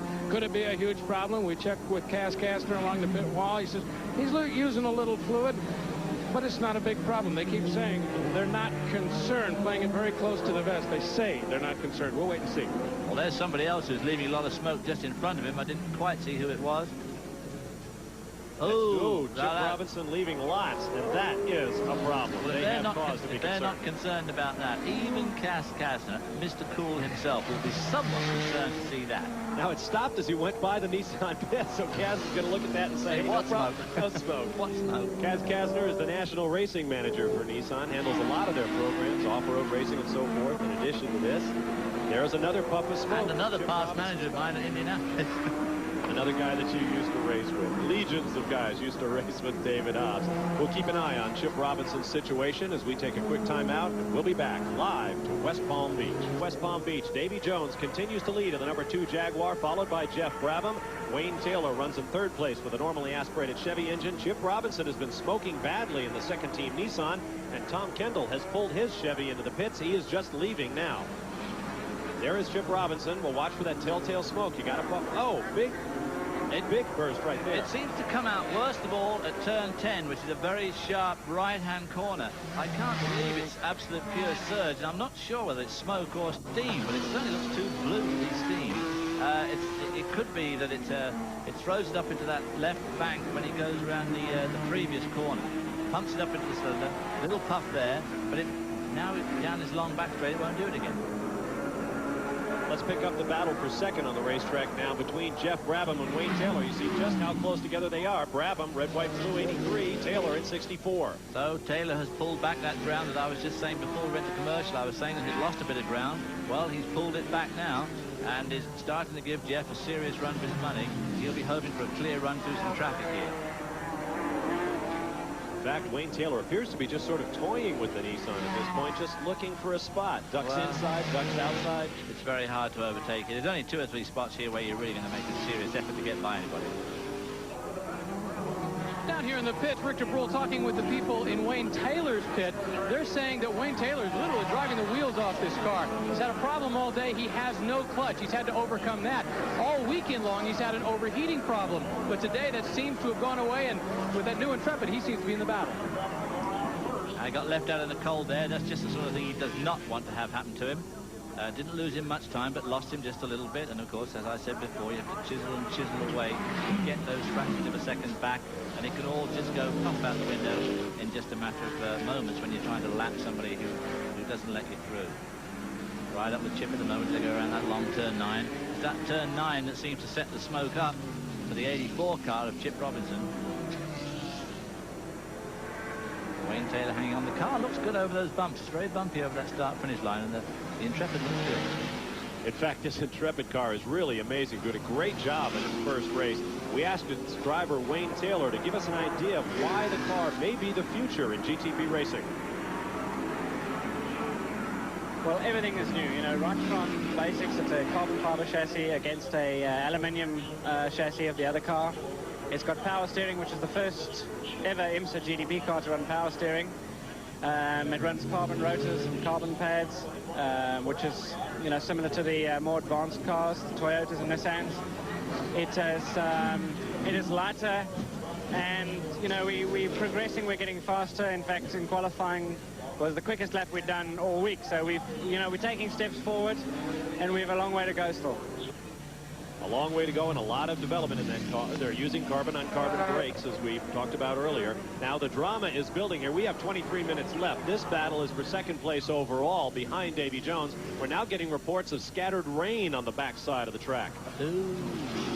On slick tires on a surface like this, when you're dicing for position or just hanging out there, that is a very, very grim piece of news. There is your leader, Davy Jones. The sight I hate worst in the world, apart from seeing valve at airports, is light sprinklings of rain on windscreens. It is absolutely the world's worst sight, I think. That is your leader, Davy Jones. He has run 135 miles. We have just under 22 minutes remaining. Our average speed just over 91 miles an hour, and that with a 5-lap caution. In the waning minutes of the Toyota Grand Prix of Palm Beach, there is the number 2 car of Davy Jones, who has led this race from the initial green flag. He has absolutely dominated it. Look at the picture. We'll try to pick up the second place car. 10 seconds we're going to have to wait. There he comes, and right behind him is Wayne Taylor. The new Intrepid, the Chevrolet engine, and just coming into the picture there, I think, was Chip Robinson, who's languishing back in 4th spot. These are the 2nd and 3rd place cars. Chip Robinson, who has been smoking badly right about this part of the racetrack. We'll see him in a moment. The 83 is Brabham. 64 is Taylor. Around that off camber, turns 10 and 11. Very difficult corner there. Some of the cars going all the way down to 1st gear. Now there is Tommy Kendall. Tommy Kendall also coming back very strongly. He's unfortunately got out of sync with the pit stops. He had to make a stop to change some flat spotted tires, put a little bit of gas in, but had to stop again on green. There you see the smoke coming out of Chip Robinson's car in that same place, going around turn 10 and 11. Gives the last puff just before he gets into view of Cass Castle coming across the start finish line, and doesn't do it again, so Cass says, what problem? Tommy Kendall has unlapped himself from this man, Chip Robinson. More smoke now. We were only seeing it near the start finish line. Now he's beginning to get it all the way around. Out of his left bank of cylinders, facing in front of the car. That is left bank. He's got plenty of racetrack to work with. Chip Robinson running all by himself on that 1,900-foot back straightaway between turns 5 and 6. This corner right here is where Scott Pruitt crashed his Indy car in testing a year ago, knocked Scotty out of competition for a year. He came back at the 24 Hours of Daytona just 4 weeks ago, and he's looking forward to a season of the CART PPG IndyCar World Series. Drove a Jaguar at Daytona and drove it for an hour and something in the wet, and put up a heck of a display for a guy who'd been out of the seat virtually for a whole year. Drove magnificently in the wet. Won the IROC race too. And then had an incredible race in the IROC. There's Chip with another great cloud of smoke. That is not healthy at all. But it doesn't seem to be slowing him down. The car, in fact, sounds almost perfect as it goes by here. The old turbochargers are singing as he makes his upshifts, snapping away, so he's not lost any boost pressure. Let's see if we can catch up with Tommy Kendall in the 5th place, number 65 car. There you see Tom, as David mentioned, got out of sync on his pit stop, stopped a couple of times. Moving well now, though. He lost a lap on the first stop, regained it back when everybody else stopped during the caution. Unfortunately, of course, he's gone a lap down again by having to make a 2nd stop for a splash of fuel. Bit of a shame, that. There again, it was him that flat spotted the tire. That's right. Closing up right behind Brian Bonner, spun the car and had to go in and get 4 fresh ones. Doing well right now, but he may just run out of time before day is done. Let's check on the battle in Camel Lights. They're just going out of your screen. At the bottom of your picture was the number 48. There he is. And how far has Parker Johnstone dominated the race in that Acura V6 powered Spice machine? He is coming up on that black car of Charles Morgan. That black car is 2nd in the class, and he is about to lap the 2nd place car in the field for the 2nd time. And that, of course, even more depressing, that is with the wet weather setup, which it looks as if they're going to need for the last few laps of this race. Did you see that sky? Yes, indeed. That rain may be just moments away. But so is the checkered flag here in Palm Beach. Parker Johnstone originally wanted to be a symphonic trumpet player. Spent a lot of years teaching high-performance driving out of California at the Bob Bondurant School. Has been making his way along. Won a couple of championships in IMSA's International Sedan Series. Now he's up in Camel Lights. Could be on his way to the big GTP cars before too very long, with power from Honda's V10 Formula One engine. We'll be back to West Palm Beach in a moment. Palm Beach, Florida, the number 2 Jaguar of Davy Jones running strong to a potential victory here in the Toyota Grand Prix of Palm Beach. Davy has led it from the beginning. The sky's closing in. Actually, that's a nice piece of sky you saw there. There are the black clouds that threaten this race at every moment. We've been under a tornado watch all day. We have lost power on several occasions. We apologize for that. Our helicopters have been brought down by officials. They will not allow us to fly the choppers in the conditions we've got right now, so we have no in-car cameras to bring you.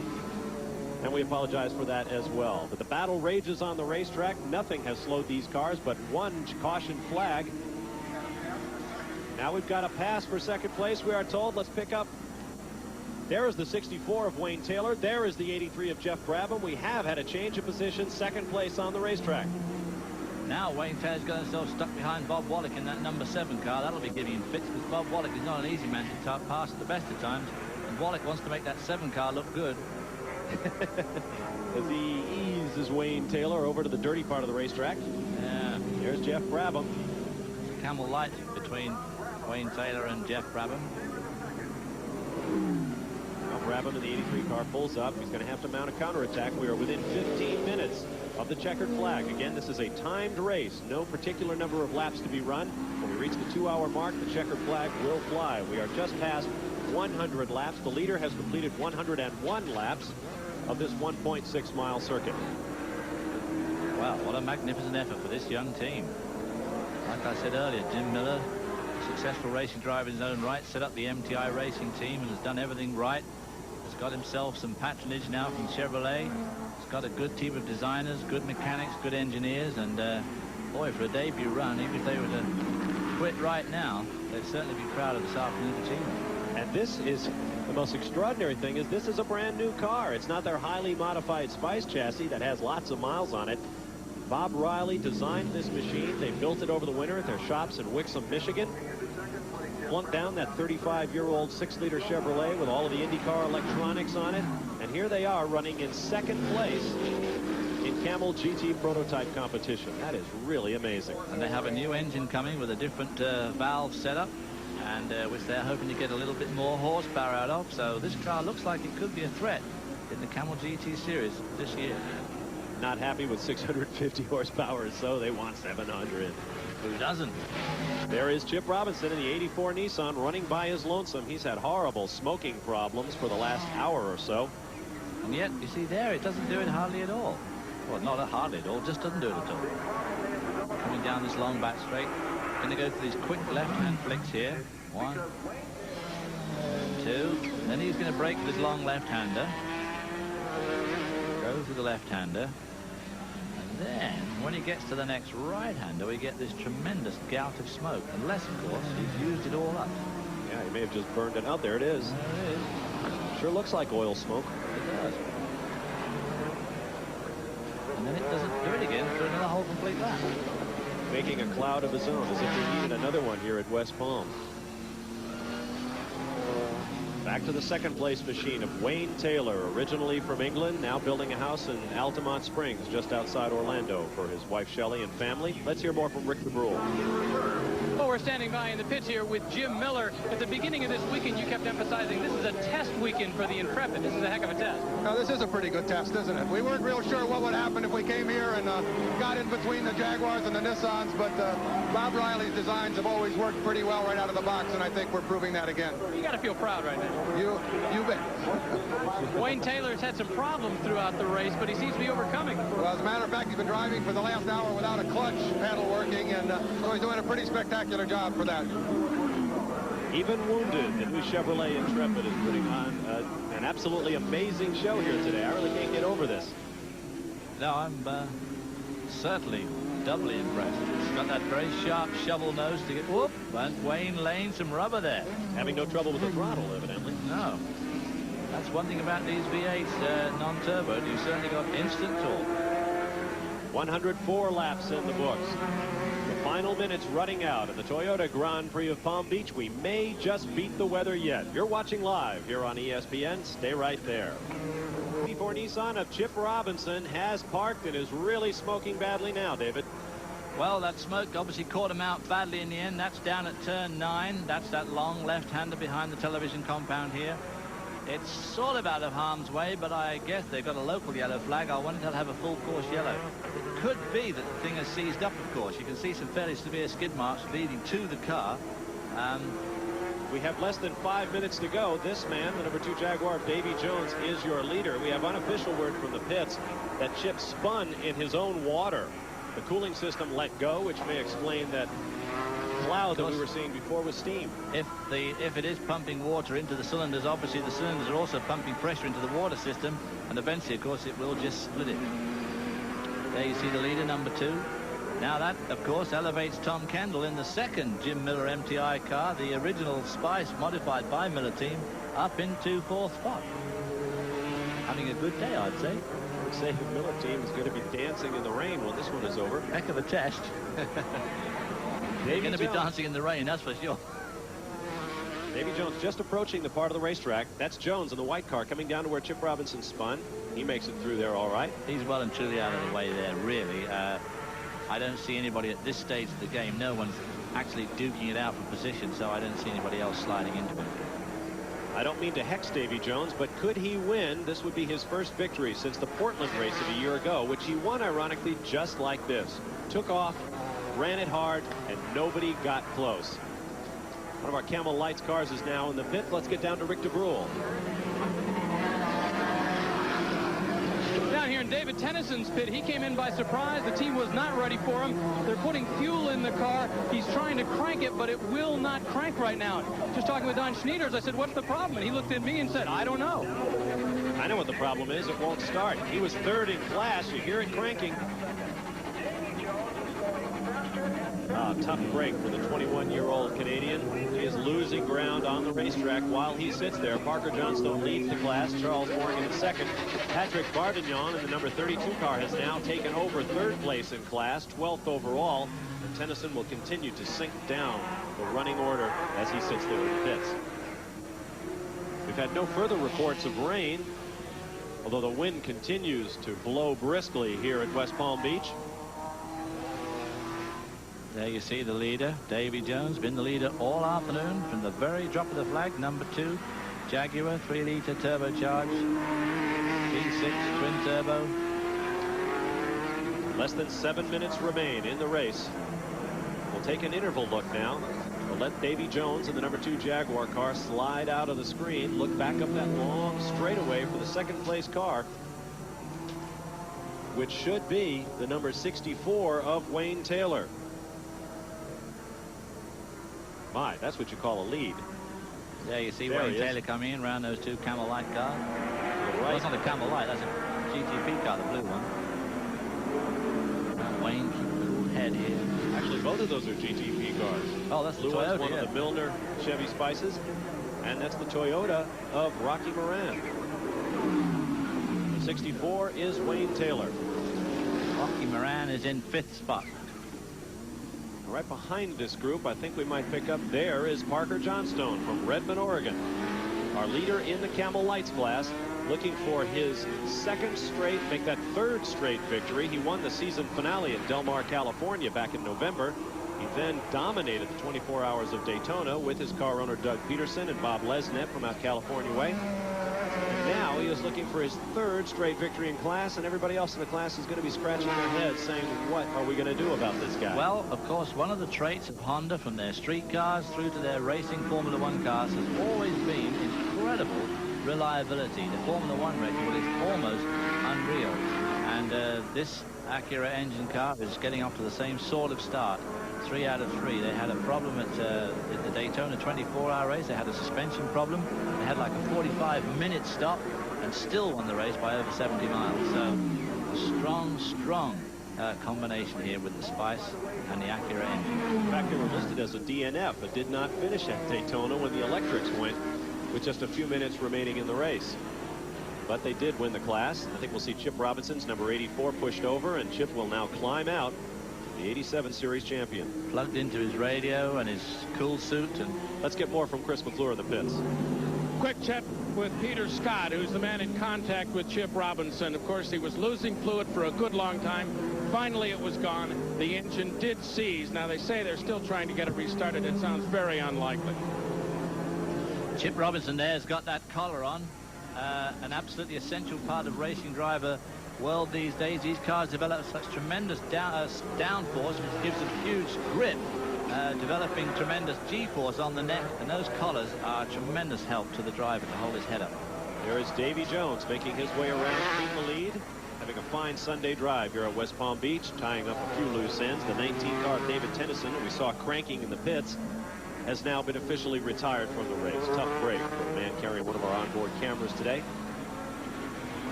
Let's get more now from the pits with Rick DeBrule, I believe. We're looking at an exhausted David Tennyson. You look like you really taken the heat. Yeah, it was pretty hot out there. I thought it was going to be a really tough race physically, and it really was. It was really, really hard on me.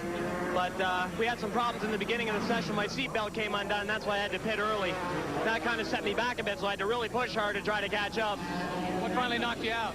Pardon? What finally knocked you out? Distributor cap crack. So here we are. And despite an awful lot of physical training for this race, David Tennyson is obviously exhausted. He works hard in the business of being a race driver at just 21 years of age. A lot of these guys do. Davy Jones is a good example too. Davy Jones is unbelievably fit, as are people like Jay Cochran and a number of these. Jeff Brabham, he's a pretty skinny looking guy, but underneath that, he's no wimp. He's very, very tough. 3 cars remain on the lead lap of the 22 that started. You saw how many remain in the running at this point. We have just a handful of laps remaining in the Toyota Grand Prix of Palm Beach, but the Toyota house cars will be upstaged by this Jaguar. Davy Jones. About to put another lap on Derek Bell in the 66 Gunnar Porsche, that lovely looking open car. That went very well at the start of the race. It's faded just a little bit now. It's been smoking most of the weekend, but John Paul Jr. made a tremendous run in that car from dead last on the grid up to 6th. Davy Jones getting a little tail happy there. The newspaper tomorrow will say that the Jaguar led from wire to wire and leave the impression that this was an uneventful race. But we have had a great battles behind this dominating performance by Davy Jones, starring this guy in second place right now, Wayne Taylor, who's been battling his way up and down the top 5 all afternoon, got off to a tough start in the race, but most recently passed 3-time defending champ Jeff Brabham to take second place behind Jones. Brabham presently runs into 3rd position. There's just a couple of laps to go. Excuse me, David. Goes down the inside there of Pierre Bardinon in the Camel Light car, which is now lying in 3rd place in that division and 12th overall. Let's get back up to the point. We don't want to miss the checkered flag, which we expect to wave shortly for this man, Davy Jones. Marry the soon-to-be former Mary Elizabeth Meekum in September down in Houston, Texas. I imagine that will be a gala up there. Davy Jones started racing. Well, truth be told, Davy Jones lied about his age. When he was all of 15 years of age, in order to get his first racing license, he spent a lot of time racing open-wheel cars in Europe, came back to the United States, and was, I believe, the GTP partner of one David Hobbs. This is true. That set him on the road to fame and fortune. Of course, he was a little bit unlucky when he went to Europe to do Formula 3, which, of course, is the major stepping stone to Formula 1. He just chose the wrong year because his immediate counterparts were a couple of guys called Ayrton Senna and Martin Brundle. And he beat both of those guys on occasions, but ended up 3rd in the championship, which at the time he was only like 18. Certainly was not bad, but he basically spent all the money he had available and couldn't continue the same pressure. So Davy Jones has been around for some time and has always been very good. Woo! Man, the outside of that 99 fight-out wall. I'd be a bit careful of that. I know the Jaguar boys are high on him. We'll see him at the 24 Hours of Le Mans, no doubt, later this year, along with many of the drivers here on the Camel GT Series. We hope to see the Nissan crew there. Jeff Brabham and Chip Robinson. And the checkered flag waves right now for Davy Jones. Appropriately enough, he has led this race from start to finish, grabbed it by the collar, and never let go. Now we'll look for our Camel Lights leader to take his checkered flag. No less dominating a performance by Parker Johnstone from Redmond, Oregon. His third straight victory in Camel Lights, and judging by the performance of that Acura Spice today, it may be a while before we see another winner in class. Certainly would think so. And Goodrich, as you saw on the tyre, of course, has got VF Goodrich. Most of the cars in this race have got good years on. Goodrich themselves, I'm sure, will be extremely happy with the performance of this Acura engine car this afternoon. He has 2 more corners, does Parker Johnstone, before he will take the checkered flag. Whoops, sticking that corner a bit wide. Let's get the car nice and straight as he crosses the line so it's photographs well. And there's the happy crew welcoming him home after his third straight victory in class. Parker Johnstone, well done. And right behind him, Bob Wollek in the number 7 car again, which finishes in a long way down. Davy Jones is first, Wayne Taylor second, Jeff Brabham third, Tom Kendall 1 lap down in 4th unofficially, Rocky Moran 5th, 2 laps down for Toyota, followed by Derek Bell, Bob Wollek, Juan Fangio, Parker Johnstone, the winner in Camel Lights, and Chip Robinson out of the race in his Nissan. There are the top 5 in our unofficial results of the Toyota Grand Prix of Palm Beach. You're watching live here on ESPN. Bob Barsha, David Hobbs, Rick DeBrule, and Chris McClure with you. Rick is standing by with our winner in victory lane. Jones, the victor of this race. You made it look boring out there. Well, it's a lot of hard work, and I drove my butt light off, I guess. But, you know, it's great. At least we got 1 behind us, and I hope we're setting the trend for the season. You know, the whole Bud Light Castrol Jaguar team has just worked really well all weekend, coming off of a disappointment of Daytona. But I hope that we can use this to our advantage and just keep the momentum going. You said this was the year for your championship. I really feel so. You know, we've done a lot of work with the V6 twin turbo. It's getting better all the time, and the new Bosch Metronics is just working wonderful, and you know, we're happy. We still got a lot to learn, and it's not going to be easy, but you know, we just hope this is the start. All day long we've been affected by the weather, getting blown around. Did it affect the drivers? Well, it was it's incredibly windy, which didn't really disturb the car too much because we're so low to the ground, and we got all the downforce, and we're surrounded by the barriers. But I thought about putting out a mast or something, a sail. But it was incredibly slippery. There was so much stuff blowing around on the track. I was worried about getting something in the radiator and overheating the water temperature. But there was a lot of sand on the track, and hey, you just had to drive hard. And you know, thank God it all held together. And thanks to the crew. I think we got a great crew, and the boys on this car is wonderful. Davy Jones, the first step towards what could be a championship. And what could be more appropriate at the end of a race that's seen a little of everything, weather-wise and otherwise? There is the car number 99 of Juan Manuel Fangio, and this is the way he finished. He ran off course, the car stalled, he got out and pushed it across the finish line. He will finish in 8th position overall. And how appropriate that a guy driving for the legendary Dan Gurney, who pushed his own prototype car across the finish line in Sebring back in the 1960s. Now let's go down and meet our Camel Lights winner, standing by with Chris McClure. Parker Johnstone, he told us before the race they decided to go with a range setup, though, on slicks. How much more difficult with all that? Well, just a little bit, but fortunately the BF Goodrich Comtech Acura NSX is such a good car, and this team is so fantastic that it just was a matter of driver comfort, not so much overall speed. And the car was fantastic. This NSX engine, we ran it for 24 hours flat out at Daytona. We got it here. I did the same thing today. It's just an unbelievable engine, and this crew is the best crew there is. These guys worked real hard all week long, and I mean, I owe it all to them. I was the monkey behind the wheel that got it to the finish line. And the BF Goodrich tires, I got to tell you, it's a real testimony to them, because we set up for rain, but we ran on slicks, obviously, and they pulled us all the way through the checkered flag. And between that and the preparation of Comtech and the good people at Acura, what can I say? I feel very fortunate to be here.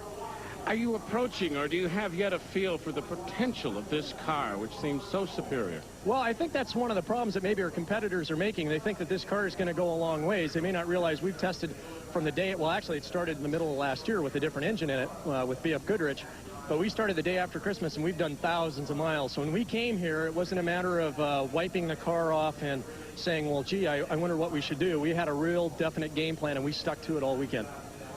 Okay, now, after Parker Johnston, let's go back to Rick DeBrew.